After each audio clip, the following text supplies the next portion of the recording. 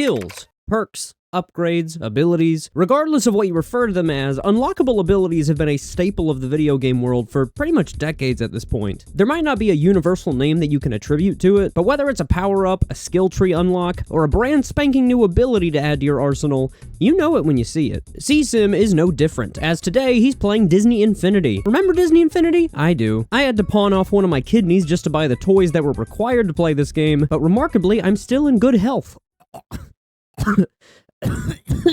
Oh, Jesus Christ. Each of the characters in Disney Infinity have a wide variety of skills that you can unlock after leveling them up, ranging from more passive abilities like increased damage and extra health, to other abilities that add brand new moves to your character's arsenal. However, there's a particular ability that has effectively piqued C-Sim's interest, Helping Hand. It's a perk that lowers the amount of health required to revive another character. Wait, another character? You can play this with another person? Oh my god. Without a second thought, C-Sim grinded the game to get enough points to unlock the ability and is ready to hop online and give this thing a test run.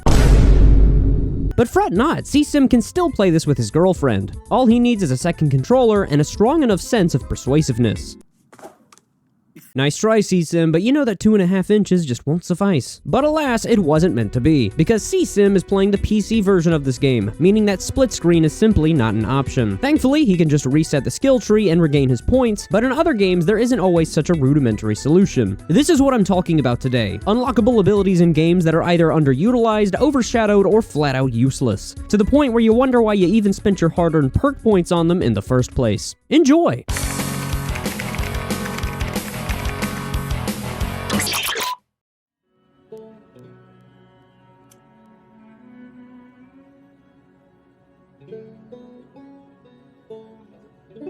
The Far Cry series is one that I would argue does a pretty bang-up job of handling skill trees. See, the series is all about evolving the main playable character from an amateur to a full-blown savant when it comes to the art of survival and enduring the harsh conditions of nature. It's this immense progression of the character's abilities that keeps fans coming back for more despite the lack of deviance from the core gameplay loop. Now, Far Cry 5 was a bit of a controversial entry for a multitude of reasons, most notably for the introduction of a rural American setting as opposed to the lush and vibrant islands of Far Cry 3 or the snow-covered mountainsides of Far Cry 4's Himalayan setting. That being said, while the gameplay was streamlined and made more action-centric, I'd still argue that it kept the survival aspect of the series intact, and more importantly, preserved the immensely satisfying feeling of leveling up your character and progressively expanding their survival and combat prowess. However, despite the mostly advantageous perks, there's one notable straggler in the form of the throwback ability. This ability allows the user to pick up a grenade or a stick of dynamite thrown from an enemy and send it flying right back to him. Sounds a little bit chaotic, but could be somewhat useful in certain scenarios, right? Well, in the case of Far Cry 5 at least, no, absolutely not. See, the problem with this perk is that enemies so infrequently toss explosives at you that you're effectively wasting the skill points necessary to unlock this thing. More often than not, enemies are almost exclusively hellbent on simply firing at you or dashing towards you to deal melee damage, with grenades being a last resort. In the off chance that an enemy does throw a grenade at you, one of two things are bound to happen. Number one, you're gonna quickly sprint over to the grenade and attempt to toss it back to the enemy, that is, if you can even uncover where the source of the grenade came from in a brisk amount of time. Or two, and this is the more likely instance, your primal instincts are gonna kick in and you're going to naturally haul ass away from the grenade, because you never know when it's going to explode, and you've probably utilized this perk so infrequently that you've almost completely forgotten about its existence in the first place. This perk wouldn't be completely useless if it was a cheap,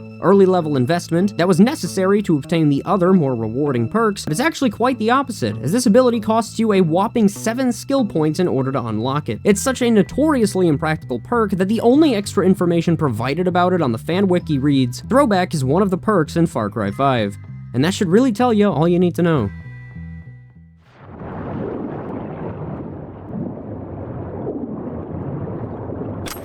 Cyberpunk 2077. Good lord, what a roller coaster of a story this game's launch was. It started out as one of the most half-baked and unpolished AAA releases in gaming history, before eventually rekindling trust in the disappointed fans by making one hell of a comeback story. That being said, it was clear that the glitches themselves weren't the only issues that hindered the game's true potential, as the early days of Cyberpunk 2077 were riddled with undercooked ideas and some downright asinine perks. The most notable example is a now defunct perk found in the cool skill tree that was the laughingstock of the internet in the early days of the game's launch. We're talking about Commando, and no, we're not talking about this one. This one, or this one. What does Commando do? Well, it renders you completely invisible to enemies while swimming in water. At face value, it sounds a little bit niche, but hey, it could have its fair share of use cases, right? Well, no. If this perk existed in a game like, I don't know, say Assassin's Creed Black Flag, where a good 40% of the main missions take place almost entirely in water, it would absolutely come in handy on more than a few occasions. The problem is that this perk exists in Cyberpunk 2077, a game with an open world comprised of roughly 90% land and 10% water, and I'm being quite charitable on that statistic. There are a handful of piers, docks, and beaches that you can explore, but a vast majority of your time is going to be spent on the streets of Night City. Not to mention that the aforementioned locations very rarely have enemies wandering nearby. In fact, aside from the rare side quest or two that requires swimming, you could complete the entirety of the game's campaign without ever laying a foot in a body of water. Some players theorize that swimming was originally going to play a far more integral role in the game's open world, but was presumably scrapped due to time and budget constraints, which explains the perk's existence in the final product. It was such an impractical perk that the developers themselves even caught wind of its inadequacies, and eventually fixed the perk in the pivotal 1.5 update. And by fix the perk, I mean that they took it behind the shed, put it out of its misery,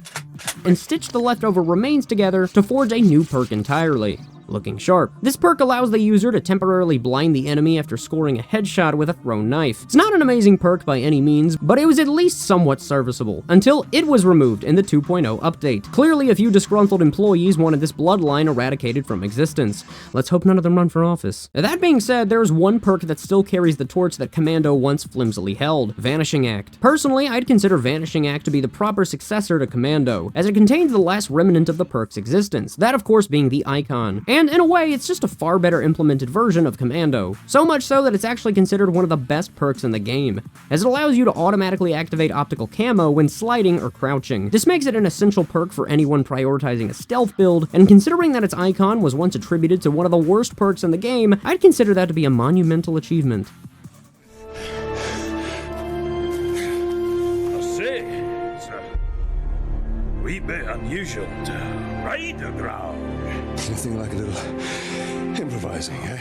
In a year filled to the brim with just as many critical darlings as there were underwhelming experiences, 2014's most surprising success story came in the form of Middle-earth: Shadow of Mordor. With its eclectic array of influences, ranging from Batman Arkham to Assassin's Creed, the game wasn't breaking new ground when it came to core gameplay, but the game's complex and impressive nemesis system almost single-handedly cemented it as a truly next-gen experience when it first released. Now, another selling point for this game was the rather hefty arsenal of abilities that you could unlock, effectively allowing you to become quite the destructive force of nature by the end of the game. And by destructive force of nature, I mean relentless killing machine.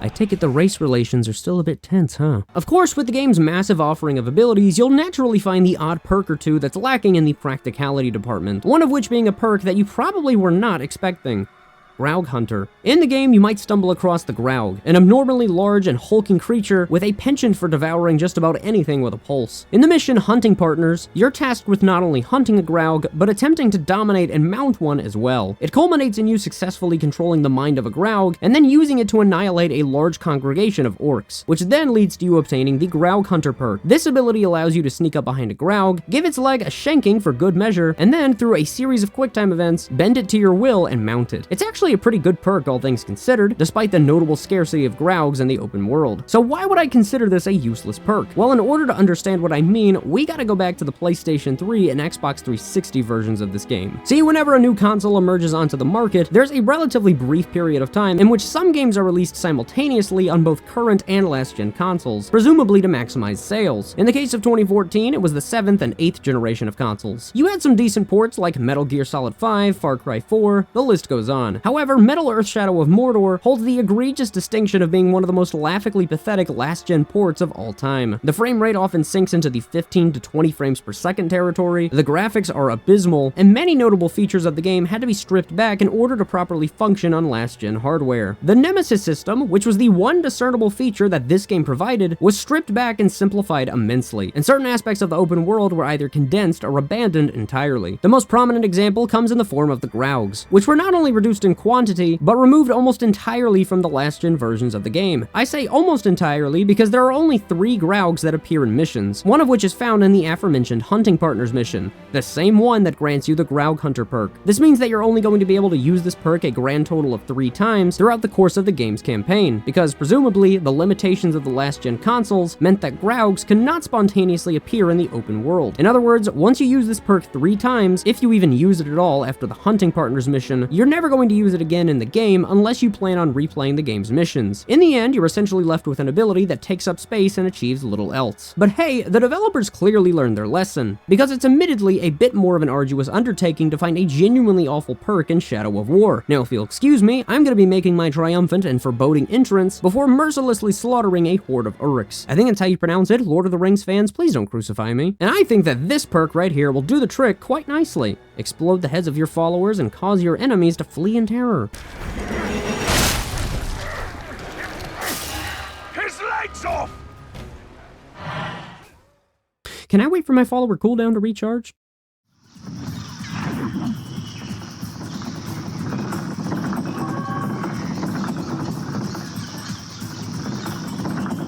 I, for one, am unimaginably exuberant over the fact that Crash Bandicoot has finally reclaimed his stake in the spotlight, and after quite a prolonged series of peaks and valleys, I'd argue that the wait was well worth it. After appearing in one of gaming's most acclaimed and respected trilogy of 3D platformers, the once PlayStation-exclusive franchise was purchased from Naughty Dog and made into a third-party series, and the subsequent results were all over the place. One of those all-over-the-place entries was Crash Bandicoot: The Wrath of Cortex, which was colloquially referred to as Crash 4 by most players, until the proper Crash 4 hit store shelves almost 2 decades later. The Wrath of Cortex was quite a polarizing entry, because while it did stay true to the first 3 games when it came to the platforming sections, it just kinda lacked the je ne sais quoi that the original trilogy had, and more often than not, it was putting way too many eggs into one basket. That being said, it still mostly stuck to the traditional Crash Bandicoot formula, especially in regards to abilities known as superpowers. Superpowers were introduced in Crash Bandicoot 3 Warp, and were essentially abilities that were bestowed to the player upon completion of their respective boss battles. Generally, you would need these abilities to progress in the subsequent levels, but you could also use them to replay completed levels and snag previously unobtainable collectibles. You've got the double jump, the crash dash, and even a fucking bazooka for when Crash goes off his gourd and wants to go scorched earth on all who oppose him, or for smashing hard to reach boxes, but I like to believe it was the former. So after completing the first boss of Wrath of Cortex, you'd probably expect something relatively handy as a form of compensation. Well, you expected wrong, because the first boss of the game gives you the Sneak Shoes, one of the most pathetically unnecessary abilities in the Crash Bandicoot series. The Sneak Shoes allow Crash to waltz around the joint like he's about to commit tax fraud, tickle someone's stepdad, or put a pipe bomb in his neighbor's mailbox. Either way, he looks snazzy as fuck while doing so. Aside from the comical walking animation, what else does this ability do? Well, it allows Crash to carefully tiptoe across green nitro crates that would normally obliterate him on contact. You can't walk against them, you can only walk on top of them. And I mean, it works. There's no doubt about that. The problem is that it's almost completely outclassed by the other superpowers that you can unlock in the game. And if you really play your cards right, there's a chance that you'll never have to use it in the first place. To start with, this particular ability is only properly utilized in a select few bonus stages. Yes, bonus stages, not even on a standard level. In fact, there's not a single instance in which you'd be confined to using this thing on a standard non-bonus level run-through. Even if you are taking on a bonus level that happens to require the Sneak Shoes, you can easily circumvent this issue by combining both the double jump and the Death Tornado spin in order to successfully maneuver around the nitro crates. Mind you, you obtain the double jump and the Death Tornado spin by beating the second and third bosses respectively, so you don't really have to progress all too far into the game in order to gain the superior options. Plus, those 2 moves are just broken in this game. And just to add insult to injury, this ability only works on specific types of nitro crates. See, there are 2 different nitro crates in this game, albeit with very minute differences. There are the static nitro crates that are coded specifically for the Sneak Shoes, and then there are animated nitro crates that'll explode no matter what. This means that the Sneak Shoe power is even less convenient because it's an ability that doesn't apply universally. Funnily enough, Crash Bandicoot 4: It's About Time would somewhat modify and improve upon the core idea of the Sneak Shoes with Kapunawa, the time mask that gives Crash the ability to slow down time, so much so that he can hop on nitro crates and survive them before they even explode.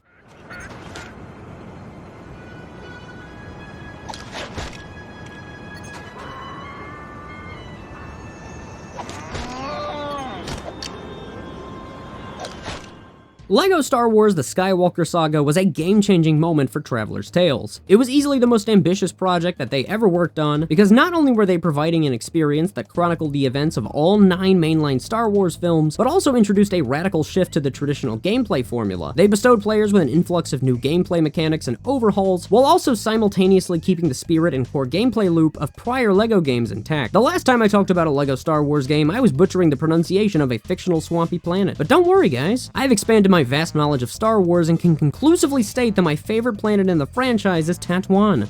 The I is silent, right? For all of its combat overhauls and far more cinematic level design, however, I'd argue that the most distinctive addition comes in the form of character upgrades. So the Skywalker Saga spices up the traditional character selection screen by now dividing characters into one of 9 different classes: Jedi, Hero, Scavenger, Scoundrel, Bounty Hunter, Villain, Dark Side, Astromech Droid, and Protocol Droid. There's also a 10th category that I like to call the Etc. class, because let's be real, do you think anyone's gonna say that Lama Su is their favorite Star Wars character? I don't fucking think so. Lama Su? I'm surprised he doesn't Lama Su his maker for blessing him with such an atrocious neck-to-arm ratio. Have finally identified the perfect substitute.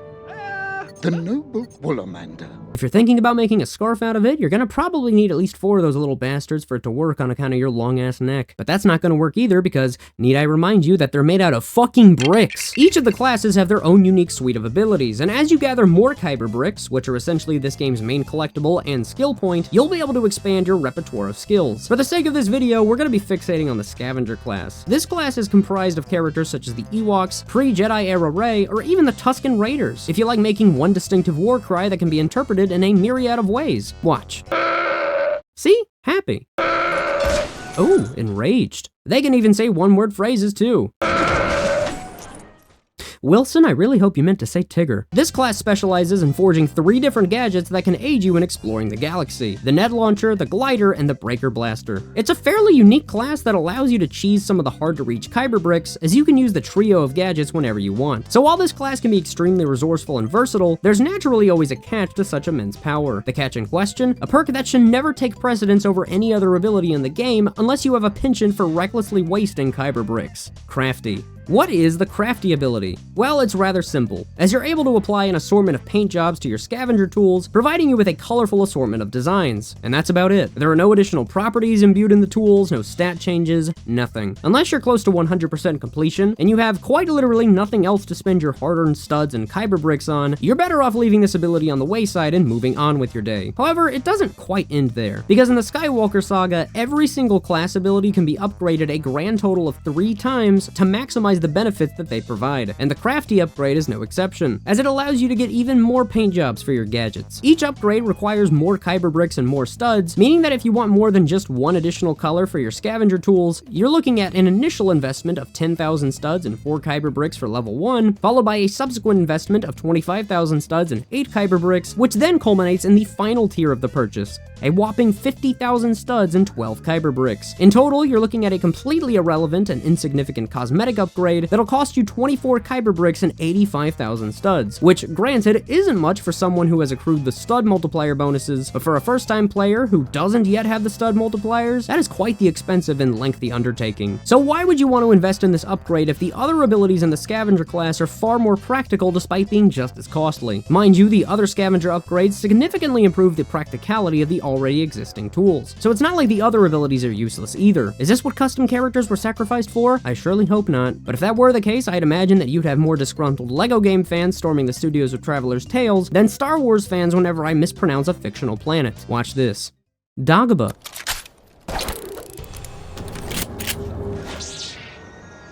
See what I mean?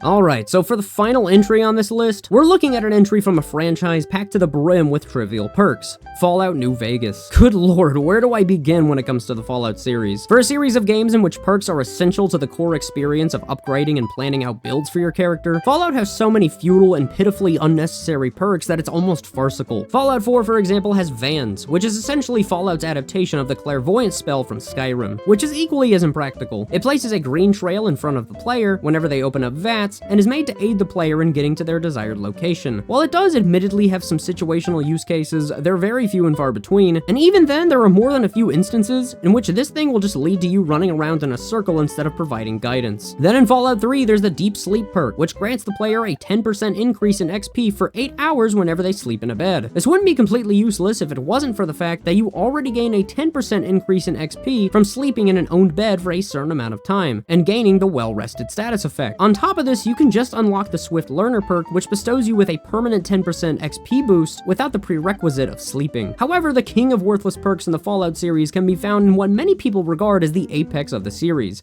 Fallout New Vegas. Fallout New Vegas might not have been as highly influential and impactful as Fallout 3, but it was certainly groundbreaking in more ways than one. More specifically, I'd argue that it aided in inspiring the hairstyles of political video game streamers. Don't believe me? Then what the fuck is this? When you're not going on a wild goose chase to uncover the truth behind why you were shot in cold blood by a walking checkerboard, you're probably completing side quests and gaining XP as a result. Of course, after advancing past a level, you're bestowed with a couple of screens that allow you to allocate your newly earned points into your character's abilities. However, whatever you do not buy the In Shining Armor perk, because it's quite literally useless in every sense of the word. No hyperbole, no exaggeration, this thing is a complete waste of XP. This perk requires 20 repair skill level and a massive 70 science skill level, and grants a temporary boost to your damage threshold against energy weapons while wearing any type of metallic armor, and provides a further boost if you're wearing reflective helmets or eyewear. We're talking about firearms like the laser pistol, the plasma defender, the sonic emitter, so on and so forth. Sounds like it could be a decently practical perk, and in theory it should be, but a massive programming oversight led to this perk not being able to function properly. Well, actually, it doesn't function at all, but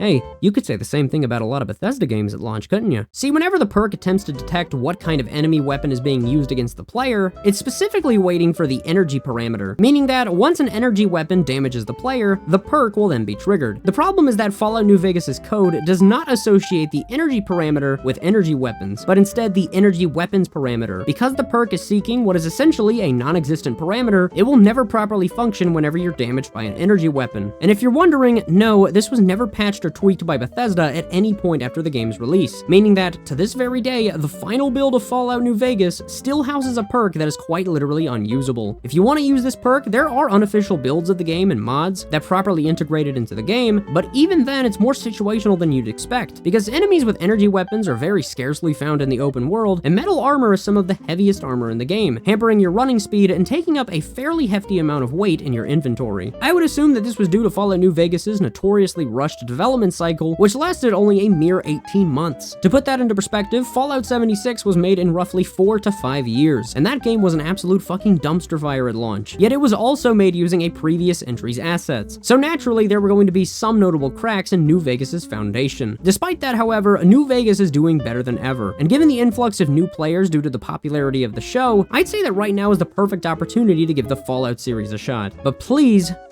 be wary of the bugs. No, I'm not talking about those, I'm talking about the Cazadors. Oh, Jesus Christ.